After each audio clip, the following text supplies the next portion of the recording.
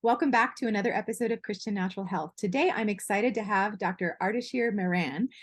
He is a psychologist, behavioral researcher, business leader, and leadership coach with a doctorate and master's from Columbia University. He's a keynote speaker, a marathon runner, and the author of the book, You Are Not Depressed, You Are Unfinished. For 30 years, he has been on a quest to pinpoint what depression and anxiety actually are, why they persist, and why executives and high achievers have such high levels of depression and anxiety. His science-based work shows how to use depression and anxiety to live a soaring life instead of allowing them to use you. He lives in the Bay Area in San Francisco with his family. Welcome, Dr. Mehran. Thank you so much for joining us. Thank you so much, Dr. Deville. I'm so happy to be here and honored, and I look forward to a great exchange of information and sharing. Thank you. So do I, absolutely. So tell us a little bit about your background. What got you into this area of depression anxiety research? Great, thank you. So I went to graduate school to become a psychologist, and I got a doctorate, the triple majors, and I have 4 masters, embarrassing to say that, and my undergraduate, a double major. I wasn't after credential. I was trying to solve a problem. That why was my mother hurting so much? Why was my dad hurting so much? Why was always hurting so much emotionally? You know, when you're stressed, especially depressed, part of you is dead and you just know it, but you don't know what to do with it. So I was there. Why is mom hurting so much? And when I graduated, I started to believe that we psychologists, actually, we don't get things. We make things up. I know a lot of psychologists get, ticked off at me. So why are you saying that? I felt we love theories. We fall in love with the theories. And I became a master. I taught graduate program courses. But I felt we don't see the patient or the person in front of us. We always see them through the lens of different clinicians, Freud, Jung, Adler, so on, versus see the person. So I quit being a therapist and I went to corporate environment. I said, I'm done with this. Let me go to the world of work, become an executive, make a lot of money, which I did. Yeah. And the world was keep coming back to me. I was keep guided. So people would start even from when I was in my 20s, and people says, Ardeshir, can I speak with you? Close the door. I want to tell you something. I want to get your opinion about something. So I started to have 2 types of meetings that they were on my calendar and meetings that they were never booked, but it was private. And so people were telling me about their lives, their hurt, the agony they had, and they were lost, and they were given labels, the drugs they were taking, infidelity, and how they felt hurtful. Wow. These people were executives, some of the best, like coming from some Ivy League school. And I was just thinking, what is going on? And so I was keep ignoring that, and life is bringing me back. More people came to me. And I was thinking, I don't want to do therapy. I give advice. I don't want to do therapy. The whole thing came to a head for me. And people who've been with depression, they know this. And I discussed this in my book, that in this summer of 2012, I just reached to the end of my life. And I felt that I'm dead. I have nothing left inside. I just felt I was like a slab of concrete. That from outside, I was smiling, running marathon, life of the party. People want to be around me, getting promoted. And I was telling my wife, I love you, and I couldn't feel love. I was holding my son, I love you. I couldn't feel anything. So that year, started to pray from the new year, God, I'm done. Take me out. I have nothing. I cannot see myself going through life. In August of 2012, 3rd Sunday, there was an epiphany. And I still get choked up, Yeah. Life found me. And so Sunday mornings, I get up and journal, always at 6:30 in the morning. Go to the kitchen, the cup of coffee, black coffee, and journal. Just it's my time. Or everybody's, the house is quiet. Okay. And I start to ask a different question. This question came from really, like it says that he's ready. Let's give him the question. Instead of asking, how do I heal depression? How do I heal anxiety? I ask, what is depression? Mm. What is anxiety? Okay. Suddenly, the whole world changed in front of my eyes. Uh-huh. So if you've seen, there was a movie about 10, 12 years ago, Beautiful Mind by Russell Crowe and Jennifer Connelly, Uh-huh. that there's a scene that Russell Crowe go to Pentagon and there's a wall of numbers. These are all Russian electronic transmission, trying to decipher, there are patterns here. What does it mean? Mhm. So then I start to see faces of my patients, executives, my mother, all people throughout my life that they talked about their sorrow, their angst, their hurt. And I realized that they were telling us stories. Mhm. There were patterns to the stories. The stories had chapters. There were structure to that. It wasn't just suffering. There was something about their suffering.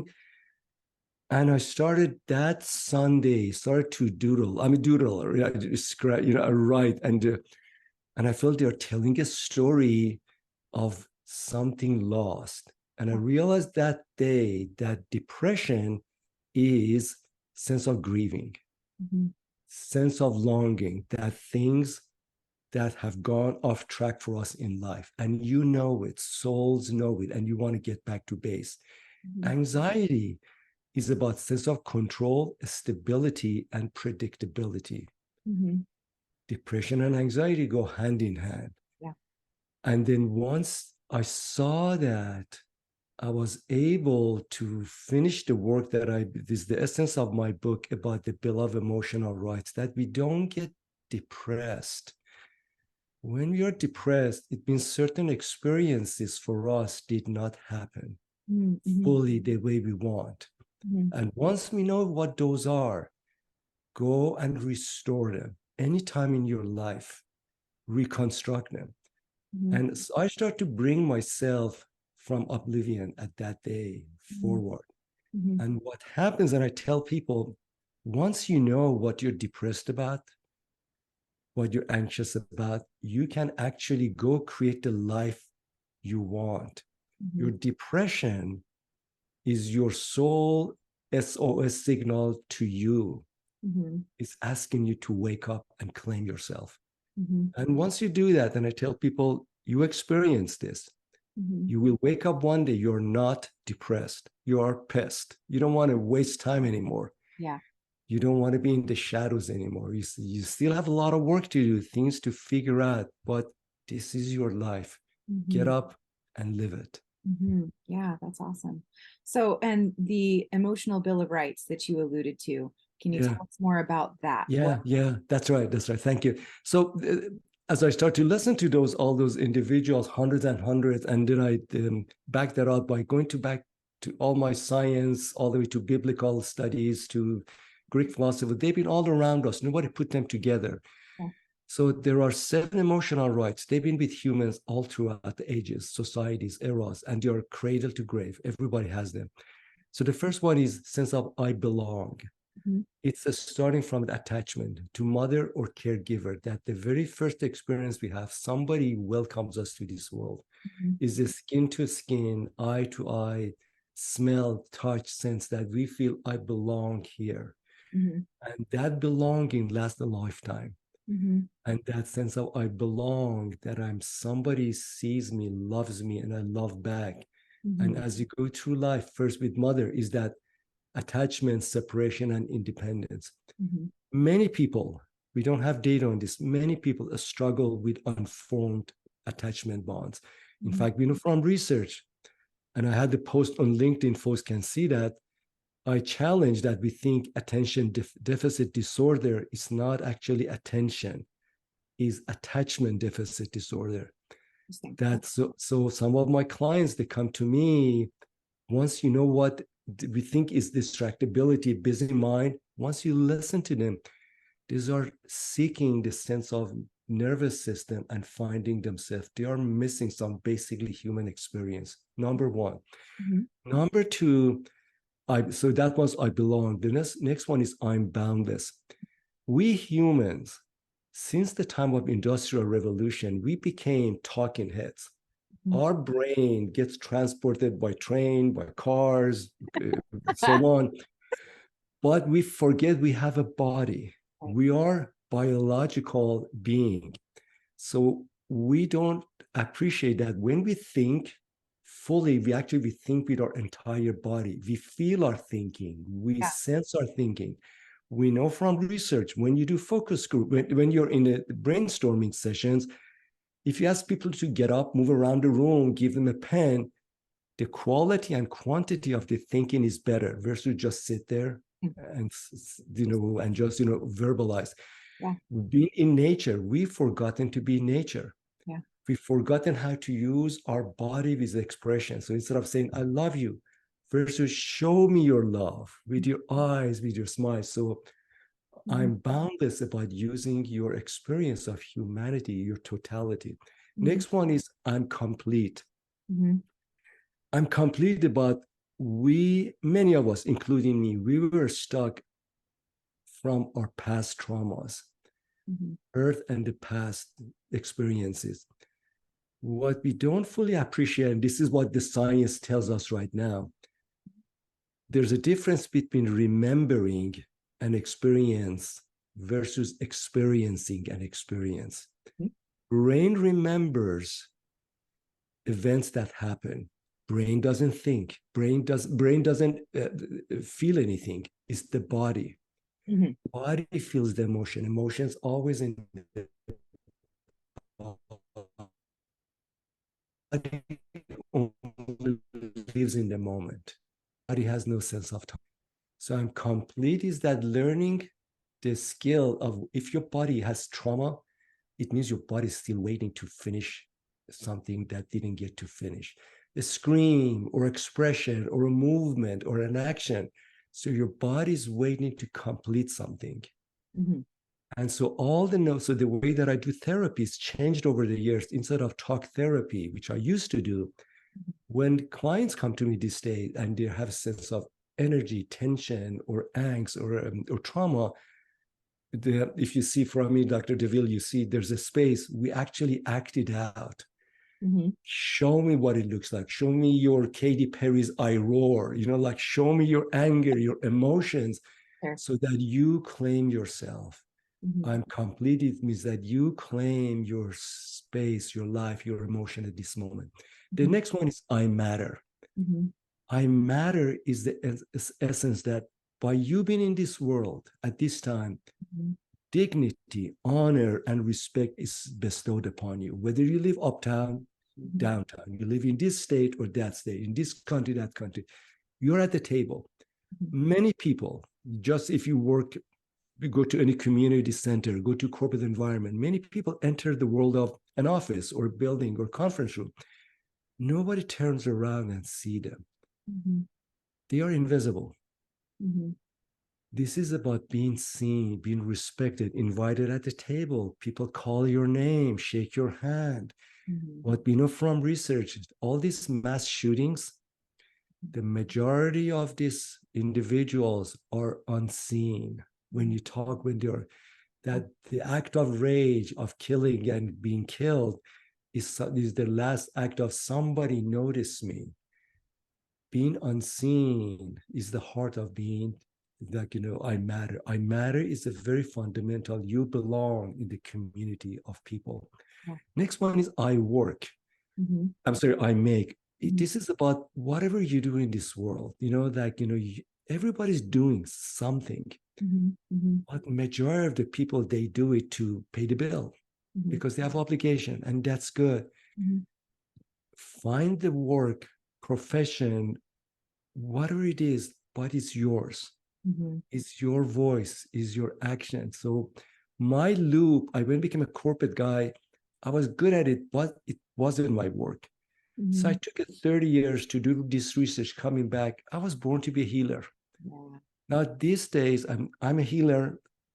I don't goof around. I don't do anything else. And people says, Grace, great opening here. Do you want to be a senior vice president? I said, love you, no more. This is my work. I love that money. I'm not making that money. Doesn't matter. Money will come. This is my work. Right. And I'm doing it fully. So invitation is find out what you're made to do and do that. The next right is I am. This is the most fascinating one. In fact, many women struggle with this. This is about your soul voice.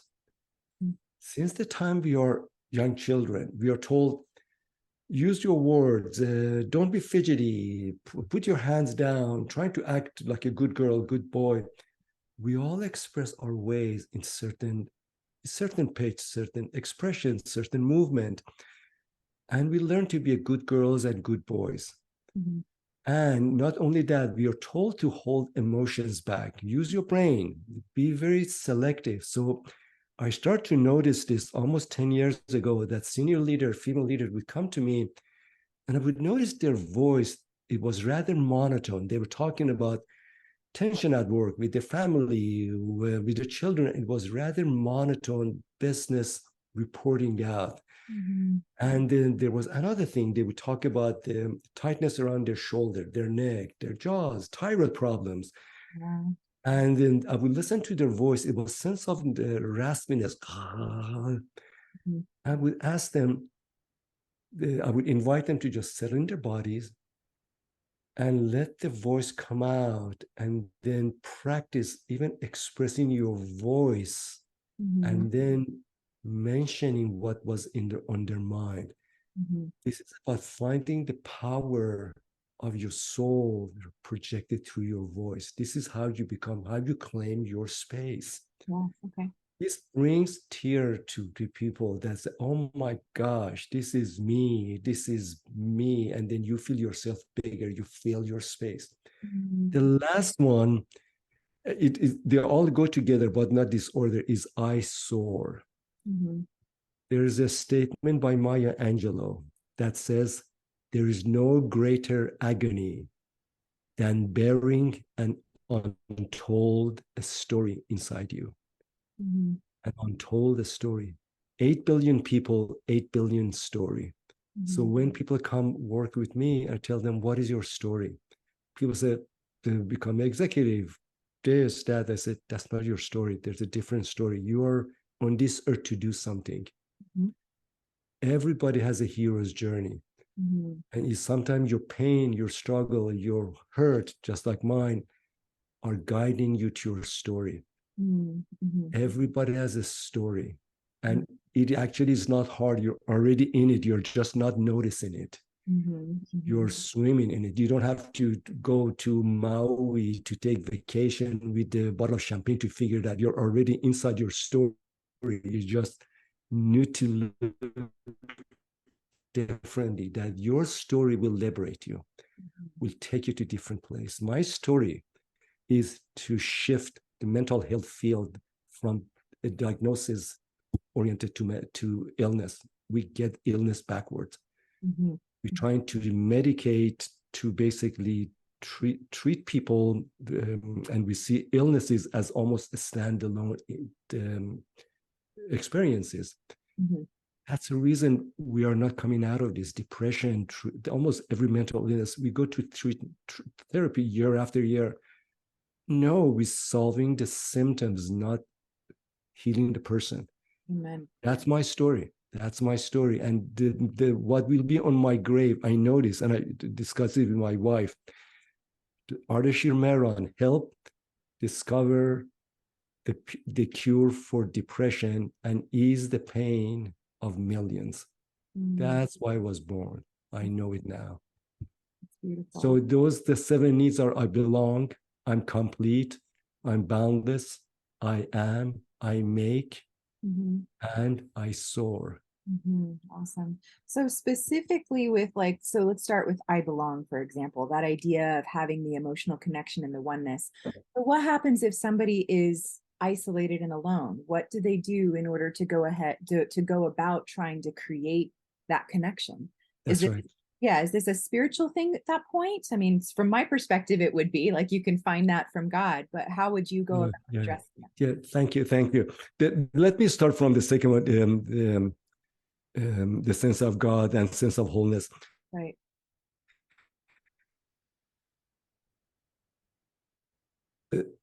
some about 1783. You remember Rene Descartes? I think, therefore I exist. Right.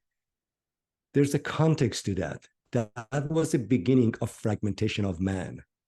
A compromise was made at that time. For the first time in history, mankind or humankind was broken to spirit, mind, and body. It didn't exist before that. Before that was a human being. Together, right.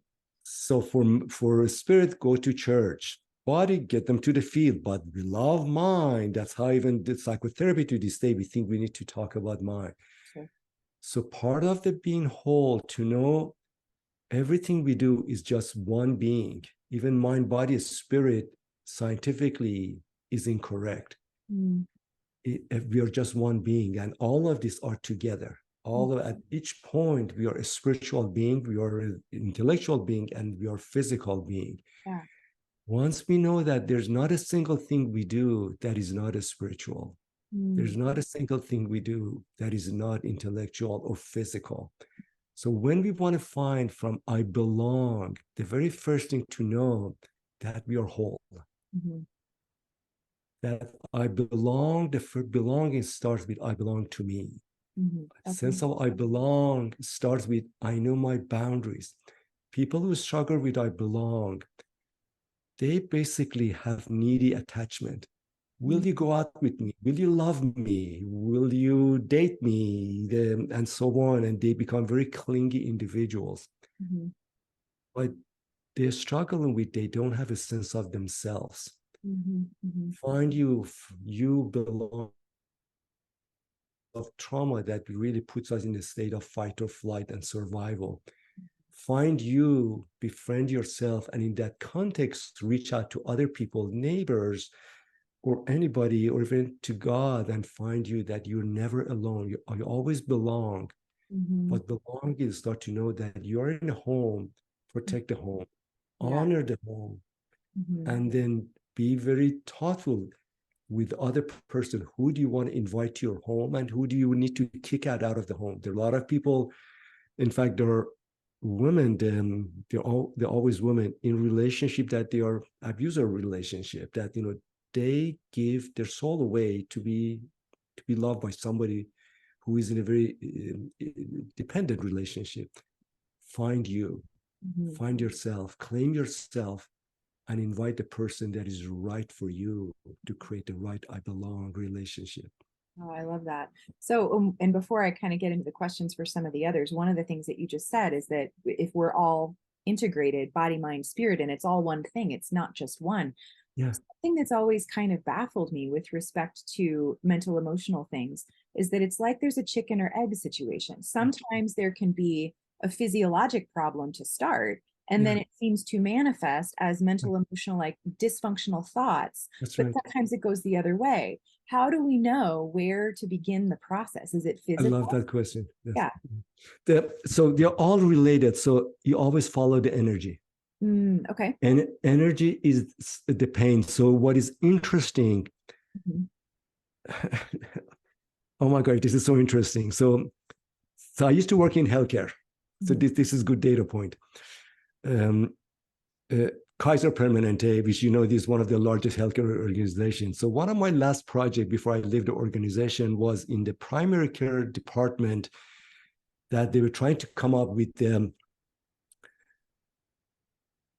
a better solution for the following problem. What is the problem? That across the Kaiser Permanente footprint, every day in adult units, up to 1/3 of patients, up to 1/3, their ailments they came for, it was based upon depression. 1/3, you're talking about, I don't know the number, but talk about tens of thousands, if not hundreds of thousands. People come there for psychosomatic ailment related, but when the primary care doctors say that there's nothing wrong with them, we've done all the testing, MRI, these are all, when we look at them, these are depressed patients, professionals. Yeah. So pain is a very powerful indication of emotion suppressed. Whatever we suppress here, we express in our bodies. That's great. So you follow the pain, you follow the energy. So the way you do that, you help people to see their pain is not something you go take medication, you go numb it. This is also where addiction, drug, these are addiction is diversion for a pain that it hurts so much that you just need to numb it. So part of that is inviting the person to honor their pain. Your body is speaking to you. Your body is holding a message for you. Yeah. What is that message coming from your soul, from your heart? Yeah. Many people that you see them, they have, I tell people, it's not your depression is about broken hearts, not broken brain or imbalanced chemistry. You are hurting and you know it. Right. Go there and bring your pain in the context of your being. And what you will see, as I've seen my therapy, you see the pain is start to break down, gradually changes, then gradually dissolve and goes away. That pain is expression.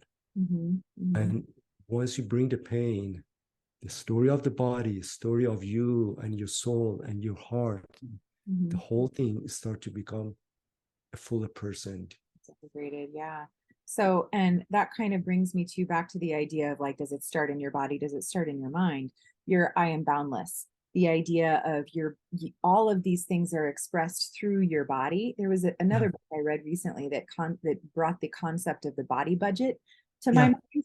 And that was kind of an eye-opening idea to me, that there's only so many ways that your body can express emotion. And you get to decide what they mean, but it might be that there's a physiologic cause underlying, but it might not. So you kind of covered that one with that concept of making sure that you're integrated. Am I getting that right? It is. It's integrated. And the part about it is always follow the energy, whatever comes up, because that, by inviting the clients, follow the energy, you're inviting them to be in the here and now and integrating. What happens with a lot of current psychotherapy, we go into narrative. Tell me what happened back then. You almost intellectualize, take them to different places. People know, follow they're telling their story with their body, with the pain right now. Invite them in. Then when people settle, says, and you know, that happened, this happened. Healing is about integrating, is to be made whole. So by listening, bringing the pain in the body, gradually all parts of the person come together, and that's what healing happens. Yeah. And so that sounds like you're alluding to the I am complete component of it. So with that, if somebody feels like they're stuck in the past and they're constantly reliving a PTSD patient or something so how do they get out of that cycle? Wonderful. Into the moment. Wonderful. Thank you. So PTSD, trauma, the core element of that is based upon emotional freeze. So let me describe what is going on. This is some of the areas that came actually from the science of the trauma centers, pain clinics, and in fact, veteran affairs hospitals, with our soldiers who come from really horrific situations and they have PTSD. So when we deal with overwhelming emotional experiences, four things happen. One is a sense of fight. You start, don't do that, throw a punch, get your machine gun, scream, so on, fight. It's very healthy. The other one, flight. You take off, get out of here. Or just, saying that I'm here, but I'm not going to pay attention, basically that in them. The other one is that appease.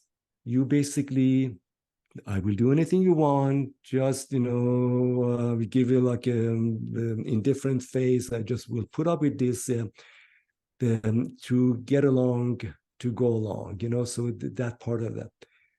The most consequential one is freeze. Freeze is that suddenly you go to the emotional, almost that you get stuck. This happened when we get rear-ended, when you fall down from the bicycle, when we are in a bomb blast, or when we experience PTSD, child abuse, neglect, or being hurt. You go to a state of freeze, and freeze means that our nervous system become overwhelmed to process information. Number one, overwhelmed. The Mhm. next things happen when our body has a lot of energy in it. With trauma, body is designed to release trauma's energy. Body is designed to act something, do something, fight, flight. In those situations, people don't do anything. They basically freeze. That turns to trauma and PTSD. PTSD means there's a lot of energy stuck in the body Mhm. that hasn't been released. PTSD is not about what happened to you. It means the volume of the energy that is stuck in you. That's what flashback comes in. Something you see, something you smell or sight, it remembers. So the way you work with PTSD, doing a lot of tell me what happened to you, what you were, actually is not only is not helpful, you re-traumatize people, which a lot of therapists do. With PTSD and some of the work I do with clients, in fact, most of them are women that with their child abuse, early, like even like cesareans for child delivery, or it means the body still is waiting to close an emotional loop. Mhm. So when freeze happened, we lose a part of ourself is about a sense of agency. Mhm. That I can take care of myself, I can defend myself, I can express myself. So the way you heal with PTSD or what is overwhelming, you help people settle in their five senses, being here and now, smell, sound, so on. In an empathic relationship with a therapist or a coworker or a partner, you feel sense of connected, Mhm. and then agency, and invite them what would be helpful to you right now in this moment. Could be a tiniest piece Mhm. that you can do something opposite about what happened to you. Mhm. For example, a client of mine who for her first child, she went through cesarean, which was complicated. She was basically she was under anesthesia, and she came out of the operating room. There was another surgery was supposed to happen. So they put her on the hallway next to ICU and they left her alone. Oh no. All she remembers, she delivered the baby. She was groggy. She couldn't understand. And she was on the hallway. She still felt the pain because anesthesia was wearing out and nobody was paying attention to her. And she just felt so alone. And so her body was aching for years after that. So every time and she's in healthcare business, every time she thought doctor, hospital, she remember physical pain. Yeah. So the work we did, she dealt with abandonment, that I'm in pain. Nobody came and put their hand on her, says, are you okay? We are here. You're not alone. And the thing she wanted to say, I'm hurting. I need more medication. Like, where's my baby? So the whole thing. So what we did in our work, helping her to say the things she wanted to say at that point. Okay. Giving her back her voice. Getting her voice. This is me. I'm hurting. I'm alone. Is somebody watching after me? And as she was doing, her body was basically all this energy. She, a couple of times in our session, it was on Zoom, she was vomiting because she wanted to do that at that point. But that vomit was almost like, crudiness that she wanted to throw away. All this medication was still on her throat. But so part of that, find and cleanse your body, get your voice back, and move the energy out of your body. Interesting.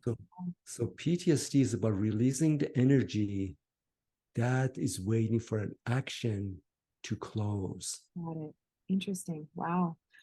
Okay. And so the concept of I matter, I'm assuming Yes. based on what you've said thus far, that this is largely about accepting that we matter to ourselves, that we matter to a greater power, we matter to God. Is that the concept? It is a matter, and the sense that we all own and bestow and receive sense of dignity. Mhm. Our society, basically, we see people, we pull ranks in corporation, your executive and your staff, with who is who and doing what. In the eyes of God, divine, we're all the same. Right. Amen. We're all the same. We're all great. We're all great. There's no king or there's no pauper. You're all great. Right. I matter. There's a sense of greatness. And what that means, that's how you look at the person, wherever you are, any place you are, that you are amazing. You belong around this table. Your voice, your seen, your honor, your space, that we give and receive that for each other, including our children. Dad knows best. Let me tell you what you need to do. Versus, no, you have a voice. A part of me coming out of my darkness realized my son didn't need advice that much from me. He's doing great, better than me. He just wanted to be seen and respected by me.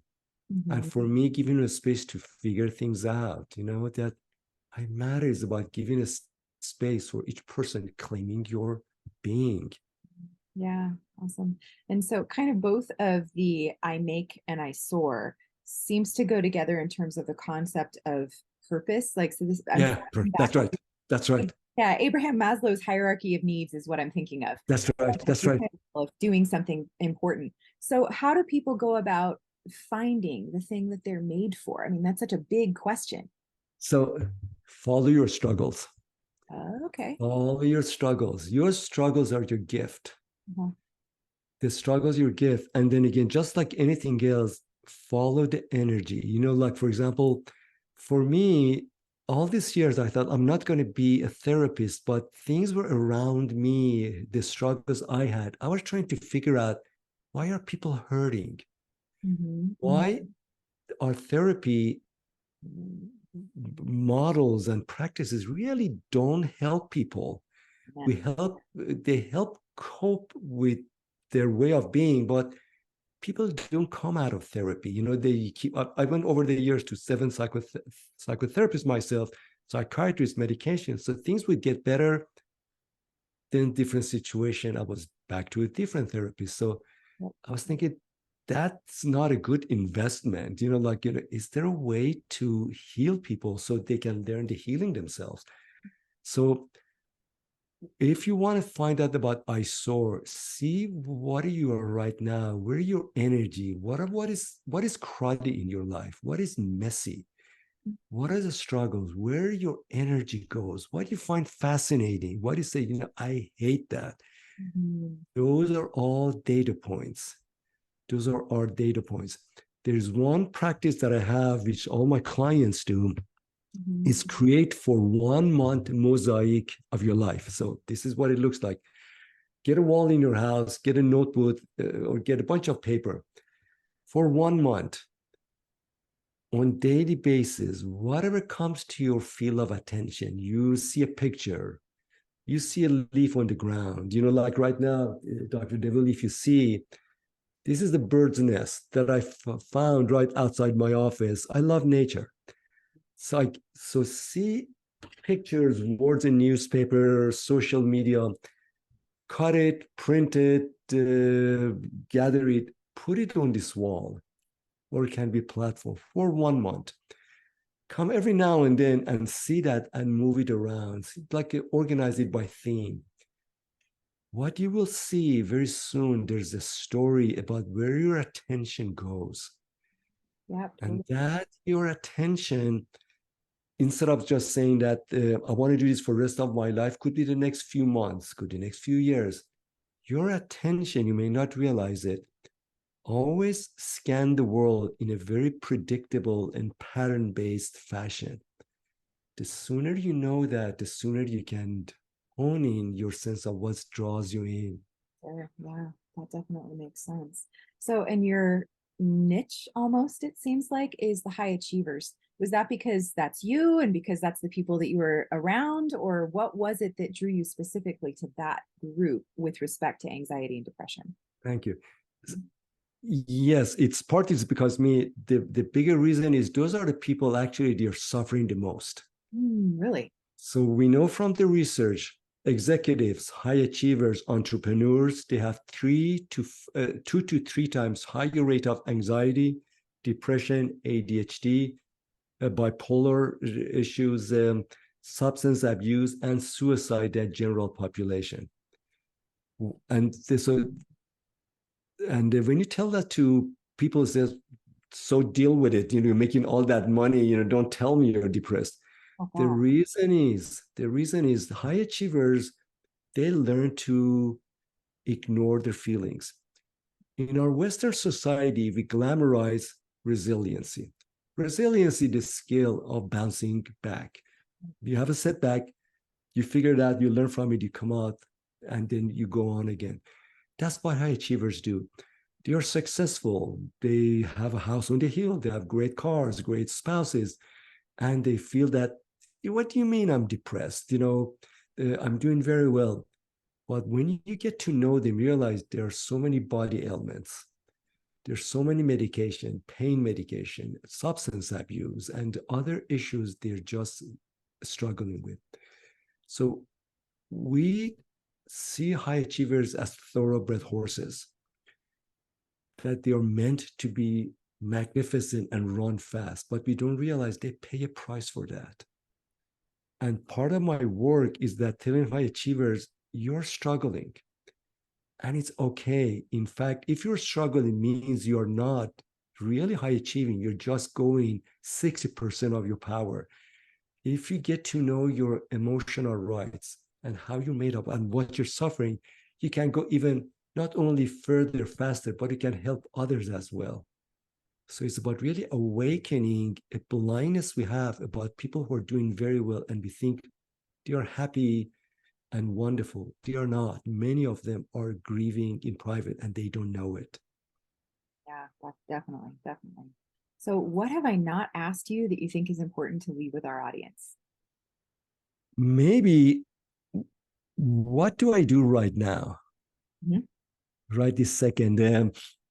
So an invitation for you, dear audience, anywhere you are in this world, the very first thing is that to know that if there are pain, you struggle, a sorrow, or a broken heart, it doesn't mean you're broken. It means you have a life. It means that you are experiencing life. The sheer fact of knowing your pain is the first step toward healing. Second, if you're struggling, what it really means, I put all the fancy language of psychologists aside. What it means, there's some basic human needs that didn't get fully formed, shaped for you the way you wanted it. And there's nothing wrong with that. Whether sense of you wanted to belong, to be loved more, a sense of being honored, sense of being part of the relationships, a sense of, like releasing some of your past traumas, that go there, and there's some restoration. Healing is about restoration, things that didn't get fully formed for you, and you start from there. Yeah. So honor your pain. Your pain will guide you home. Your pain is an invitation of you to you, and it's not affliction. Our emotional struggles are not causes, they're consequences. Go upstream Yep. and awaken yourself. Yeah, absolutely. And that's the whole concept behind naturopathic medicine as well. And Yes. is symptoms are your body's attempts to deal with something. They are not the Yes. problem. Your That's body's right. stuck. It's trying That's, to fix the problem. I'm absolutely. That's right. sure. So where can people go to learn more about you? Thank you. So you can just go on the web, type my name, all sort of information come up, and if you go to humanworkstudio.com, www.humanworkstudio.com, and you will see my website. And then the last one is, if you go to Amazon, my book, You're Not Depressed, You Are Unfinished.